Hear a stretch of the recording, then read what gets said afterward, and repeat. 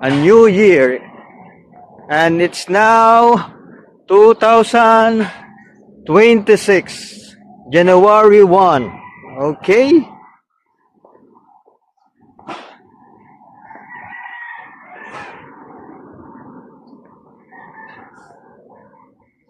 At nakatapos na po. Nakaraos na ang bagong taon. Kahit sa duty na naman nagbagong taon. So, panibagong pakikipagsapalaran na naman. Opo po. Okay po.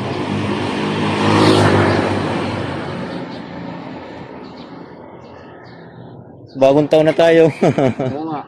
Daming basura pa rin. Daming basura pa rin, ano? Lalo na doon kapag kinalat. Inayos ko na kinuha ko rin ang mga anong makakain din. Ang salubong sa ating bagong taon ay trabaho. Hindi, ay may pasok pa rin. Mamaya. Oh, wala akong day off. Kaya